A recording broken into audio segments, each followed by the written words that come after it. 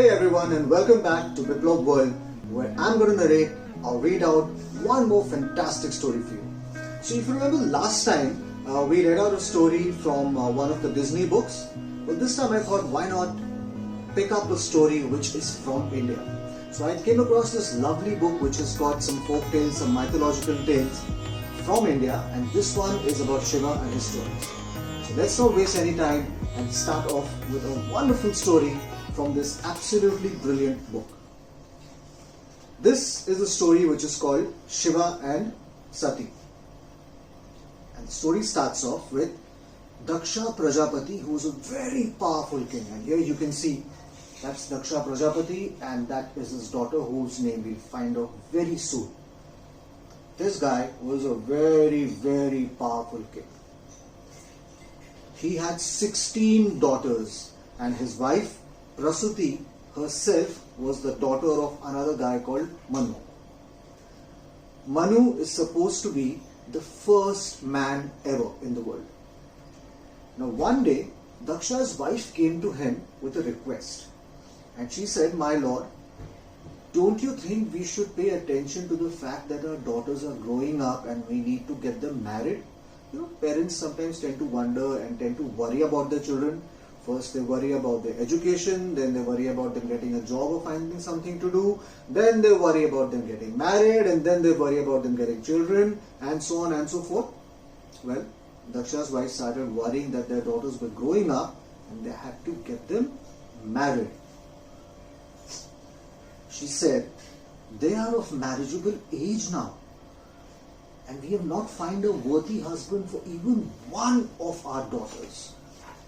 Hearing this, Daksha replied to his wife, "I will give 13 of my daughters in marriage to Dharma, and the 14th one will wed Agni, the god of fire, and the 15th will wed Pitris. That just leaves Sati, our youngest daughter." So Prasuti asked her husband that, "Okay, it seems like you've made a plan for all your daughters except for the youngest one. Why is that?" So Daksha looked at his wife and said, "I'm not so sure. But does Sati like anyone? Because she is very different in her ways. When all our daughters are playing and having fun with their friends, Sati is only sitting and praying to Lord Shiva. And that is all she seems to be doing all day." And as they were discussing the future of their daughters, wondering what is to be done, especially of Sati, who only sits and prays to Lord Shiva, in walked in the sage Narad. Here you can see there's a picture of Narad over here. Now for those of you who don't know, children, Narad was supposed to be a rishi who used to keep roaming all over the heavens and all over earth and carrying messages from people to the gods and from the gods back to people. So Narad Muni walked into King Daksha's palace just as King Daksha and his wife were discussing about getting their daughter married.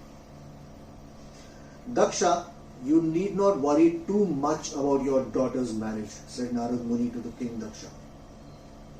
"She is going to be marrying Lord Shiva." Now imagine, if someone said that you're going to be not only meeting a god, but you're actually going to be marrying the god, you would be very happy, or that person would be very happy. But King Daksha wasn't too happy, because he thought to himself, this Shiva, he doesn't even wear any clothes, he just wears an animal skin, his hair is so matted, he's got snakes all over his body and his head, and he has no money at all. He's just living on top of the Mount Kailasha and praying all the time. I don't want such a guy as my son-in-law, who's got no money, who's got no palace, who's got no servants, who's got no wealth. How will he keep my daughter happy?" And that is something to think about, isn't it? So he replied to Narad Muni. He said, "There is nothing attractive about this Shiva.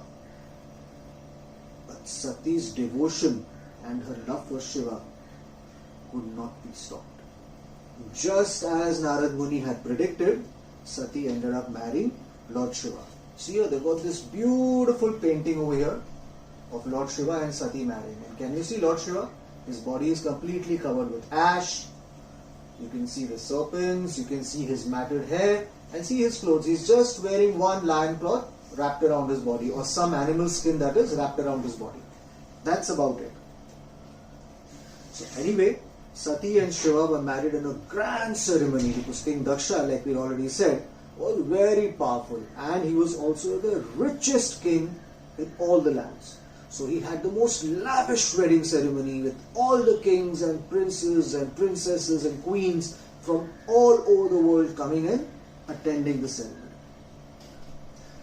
Soon after the marriage was over, another great sage whose name was Marichi, he performed the famous Brahma Yagna in Daksha's palace.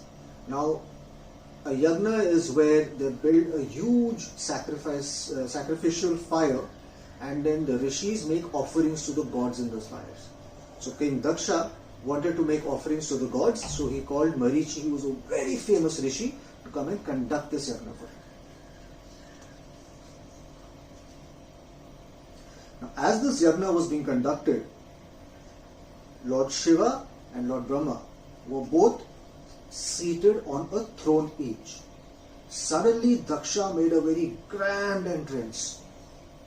Everyone stood up because the great King Daksha had come, and they stood up to pay their respects to him.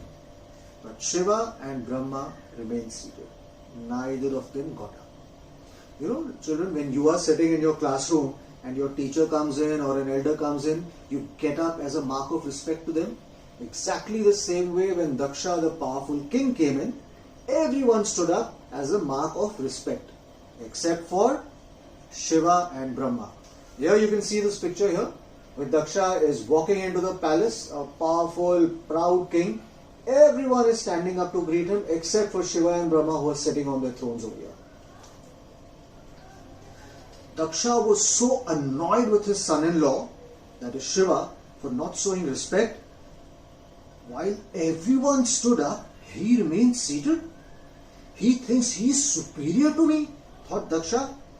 I will now perform a yagna which is even bigger than this and insult him by not inviting him for it. He thought to himself, and he decided then and there. So as planned, a few days later, Daksha performed an even bigger yagna, which is the biggest yagna ever seen by anyone in the world. And he called all the kings and queens once again, everyone, except for Sati and Shiva. Now Sati was very disappointed that her father had not invited her. So she said to Shiva, "My lord, I would like to attend my father's yagna, and I think you should also come with me." Shiva replied, "Sati, your father thinks that I insulted him when I did not stand up on the day that he came to attend Marichi's yagna, and so he has not invited us." But how did Shiva know that King Daksha felt insulted? Because Shiva is a god. As a god, he knows what's going on, and so he understood that Daksha felt insulted, and to get back at Shiva, he's held a yagna for which he's not invited him. But Sati did not give up.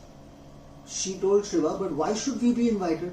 After all, we are his family members. We don't need an invitation. We can just go there." But Sati, despite whatever she said, could not convince Lord Shiva. Even though what she said did make some sense. For instance, if let us say there is a function or a ceremony at your home or within your family, you don't need a special invitation, do you? You can just go because you're a loved family member.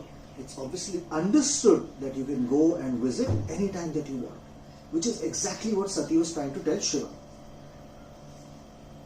But when Shiva did not listen to her, she finally requested him, "Okay, Shiva, if you don't want to go, my lord, can I at least go and visit the yagna?"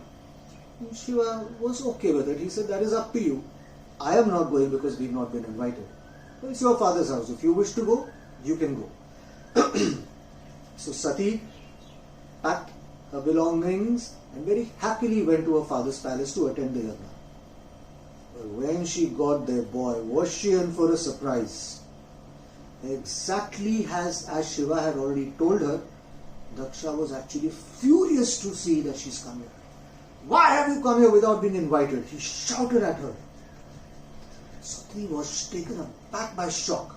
She couldn't believe her ears that her own father is speaking to her like this.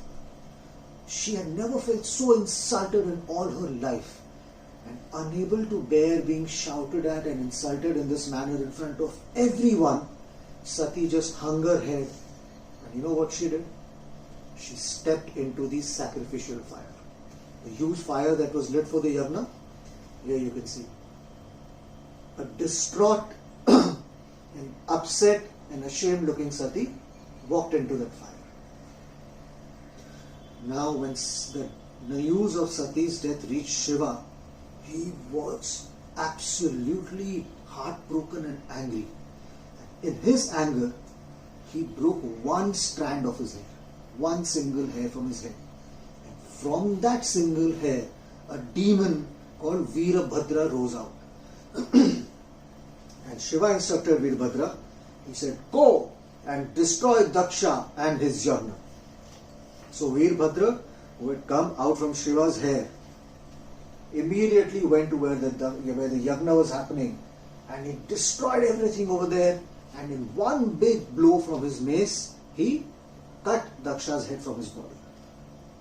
Everyone started running helter-skelter, and a few people who somehow managed to save their life, they went running to Lord Vishnu and to Lord Brahma. They said, Lord, we beg for your mercy, please have pity on us, please save us from the anger of Shiva. Now Vishnu and Lord Brahma already obviously knew what had happened. So they went to Mount Kailasha, where Shiva lived, and they pleaded with Lord Shiva to forgive Daksha for his mistake. Shiva, who is known as Bholenath, which is the one who is very innocent and who has a very large heart, decided that he would forgive Daksha. So he agreed that, okay, I shall forgive King Daksha, but his head which has been cut can never be replaced. And I will give him something which will remind him of his arrogance and his false pride at all times. So instead of a human head, he had Daksha's head replaced with the head of a goat.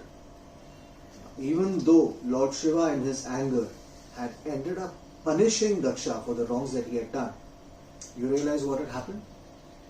He had lost his wife Sati forever. And that, children, is the learning, if you ask me, from this story. That in our anger, if we feel that someone has wronged us, we can certainly hit back at that person. We can certainly teach that person a lesson. But what you lost will not come back, no matter what revenge you take. So taking revenge is one thing, but will it ever bring back what you've lost? Never. I'll leave you something to think about. Even though it will not bring back something which is not lost, does it mean that if someone does something wrong, they should go unpunished? Or should they be punished? That's a question for you to think about and come back to me with an answer. You can write back your comments at the bottom of the video and let me know what you think. And I shall see you next week on the same channel with one more wonderful story from somewhere around the world. Be good and have fun.